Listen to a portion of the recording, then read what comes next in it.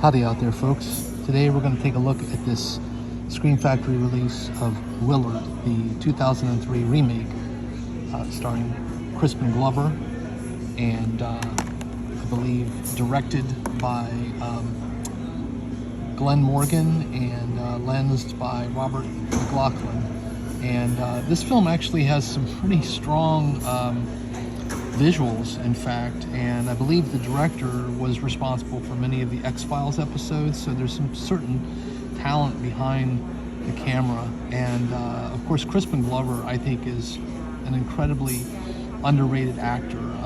He gets sort of pegged as just kind of a weirdo by virtue of his infamous David Letterman appearance, and of course, you know, George McFly in the original Back to the Future. But I think he is actually a pretty damn good actor. He was, of course, in River's Edge, had a small part, and he was, I believe, the baddie in the Charlie's Angels feature film. But I honestly think he does a terrific job in this movie, and I know I'm not alone in that sentiment. I think that there were many who were quite struck by how good his performance was. And again, the movie defies expectations. Of course, this is a remake based on the 1971 film, I believe, and whereas that movie, the original, was a little more playful and you know, certainly a horror movie, but it was definitely a gentle, almost playful, PG-rated horror film of its time. This remake makes an effort to ratchet up the intensity and the scares and the mood.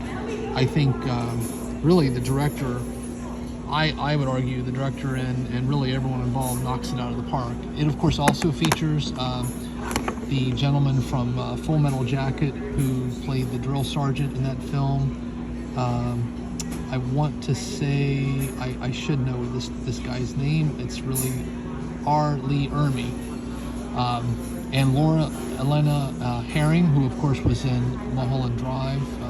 She's a lovely actress and is quite good in this film as well. But I think the star of the show obviously are, you know, Crispin Glover and the rats, which incidentally are real. I mean, I think there may be a CGI shot here or there, but they, you know, used some highly trained, highly skilled rats for the role of all of those rats. And I just think whoever trained those rats obviously was doing a bang-up job getting them to do what you know, the director wanted them to do, and it makes for a compelling film. And I gotta say too, the audio on this film is quite impressive. If you have a surround system, it really does make you feel as though you're being surrounded by scurrying little rats, which is pretty cool. Of course, there's the interior. Crispin Glover again, just looking very Crispin Glovery. And then you've got the disc art, and then you have the, let's see what's behind the disc.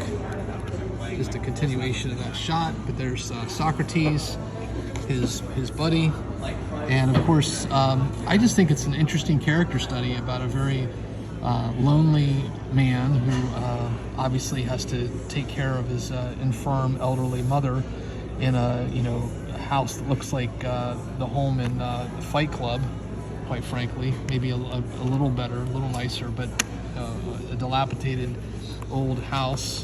And he basically discovers that he has a connection to all of the rats that are living in his basement, and befriends one of them, played here by the Socrates rat. And then there's another larger rat called Ben.